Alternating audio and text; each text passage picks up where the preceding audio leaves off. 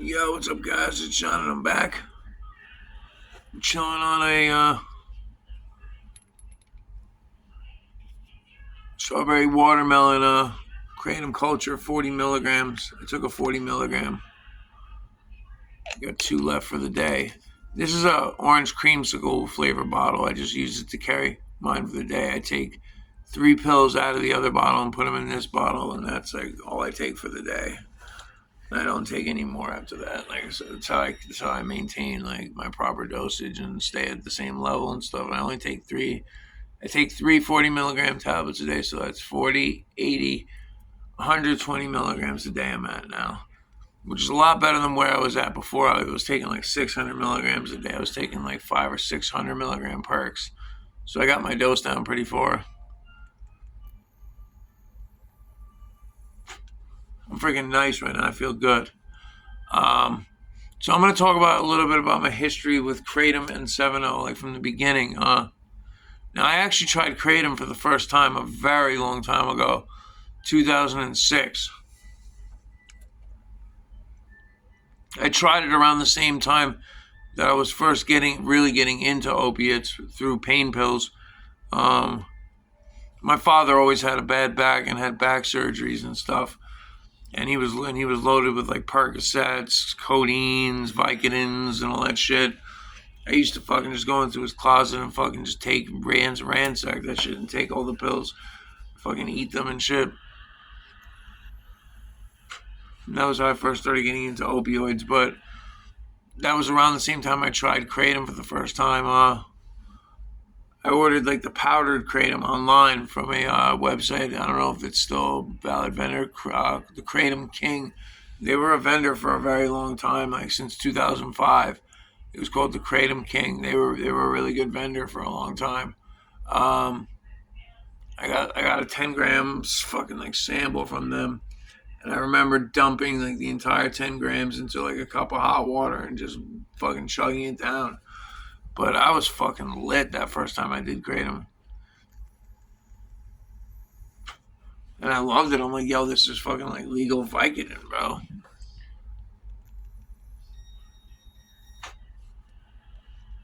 I don't care what anyone in the Kratom community says. Kratom gets you high. Okay? Stop trying to fucking cover it because you're scared it's gonna get banned and shit. Kratom gets you high just like 7-O gets you high. The only difference between Kratom and 7-O is 7-O is even shorter of a fucking half life, so you go through withdrawals quicker. But I mean, your liver already converts regular Kratom into 7-O. That like there's 7-O in your system regardless of whether you're taking it synthetically made or your liver's processing it into 7-O. You're taking 7-O. This whole thing to separate Kratom from 7-O is just stupid, and it's just a tactic because the Kratom people are scared that their shit's gonna get banned. And it might, and it will suck if it does. I feel bad for the Kratom people and the 7-O people. I used to be a Kratom person.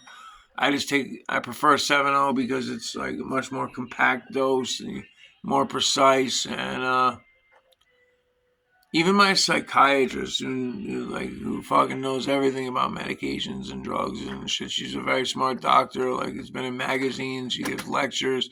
She's like a world-renowned psychiatrist. I see her for my anxiety and stuff. So, and she knows I take 7-O, and she told me that 7-O is safer than regular Kratom because your liver doesn't have to process as much gunk and garbage as it does when you're drinking fucking 10 grams of Kratom tea or whatever. Instead of just taking a half a tablet and you're fucking good, and your liver has to process a lot less. My doctor said she would rather me take 7-O than regular Kratom, so I trust her anyway. I trust her judgment over fucking some YouTuber who's on like a fucking thing with Kratom or whatever, so trust my doctor more than that person. Um, yeah, my history with Kratom dates back to like 2006. Now, I first tried 7-O in 2022, I believe, or 2022 or 2023. I've been doing it for like 2 or 3 years now.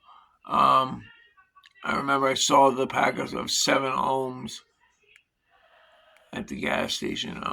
What was it? What's the product? The 7 ohms. Yeah, and it said pure 7-hydroxymetragine, and I knew immediately what it was. Honestly, I've been waiting for them to come out with 7-0 for years. I was waiting for them to create a synthesized version of Kratom, because I wanted to try it. Obviously, and they came out with a good product. Honestly, it's fucking amazing. 7-0. Now I know it wasn't intended for pain when it was created. It was obviously intended for people to get high, but as a consequence, it works fucking very well for fucking treating pain. Um, Helps me get through my day so much easier with my back pain from my car accident I was in 2018. I've told you guys about that before. I broke my back. I had a compression fracture of my L1 vertebrae. Got crushed. I had to restructure my vertebrae with titanium and shit like that and screw it in. And the 7-0 definitely helps with the pain from that. So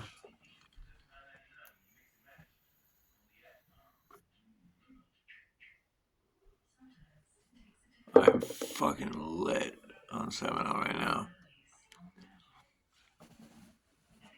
Now, any one of you who are like 7-0 users like me, I want to like find out your guys' opinion, because I like 7-0 better, but my best friend, he likes Pseudo and Doxil better.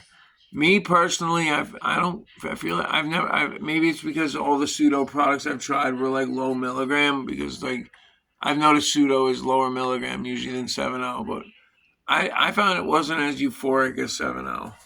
I think the 7-0 is much better than the Pseudo. My boy thinks Pseudo is better. So you guys down in the comments, leave a 1 if you think 7-0 is better than Pseudo. Leave a 2 if you think Pseudo is better than 7-0. I'm curious to see everybody's opinion.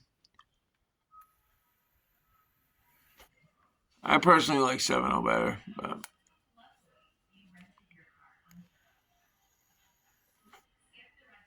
I'll do Pseudo if I'm offered it, but I won't spend my money on it. I don't think it gets you as high. Well, I'm nodding off, huh? I'm fucking 7-0 right now. Well, anyway, so I started doing 7-0 in like 2022, 2023. I knew exactly what it was when I saw it, and I started taking it. I didn't realize how addictive it was going to be, but I don't really care about that. I can afford my habit at the rate I'm doing it now, so I'm good.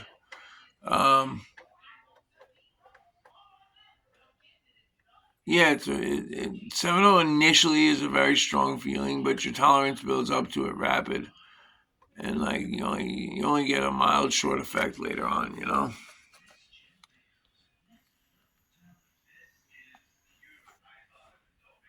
But that's why I taper down my dose every so often and take a lower dose for a while, and then I bump back up and I get my high back. So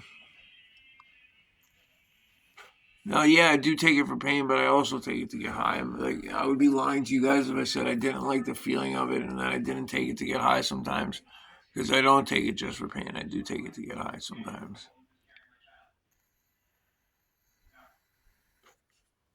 I feel great right now.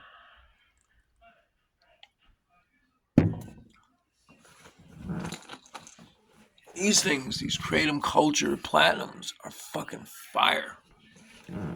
I am feeling great right now, bro. And I also got my 2 clonazepams on me. I'm going to take 1.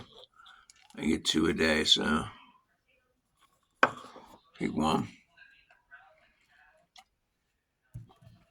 Mixed with the 7-0, that should be nice.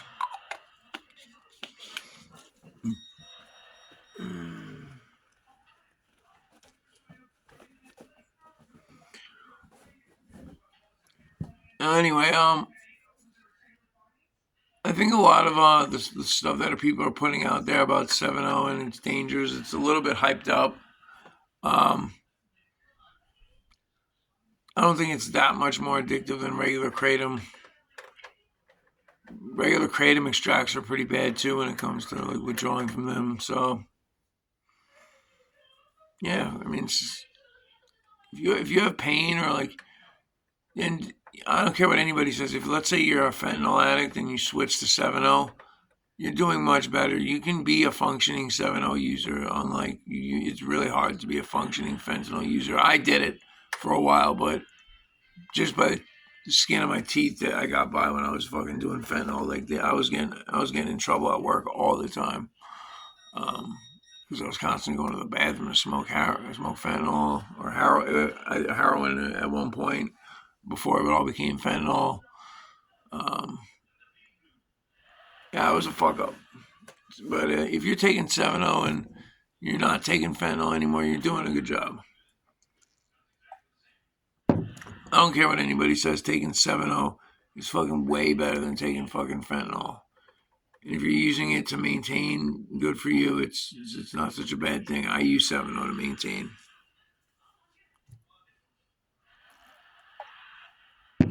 I've never actually gotten through the opioid withdrawal fully, except for one time in 2014. I've only gotten through the withdrawal like once or twice fully. Other than that, since I started taking opiates, I've been addicted. So pretty much almost every day since 2006, I've been taking opiates with like a period of a month or two here or there without them.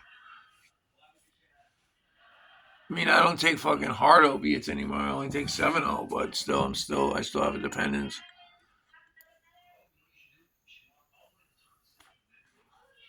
I feel great right now, bro.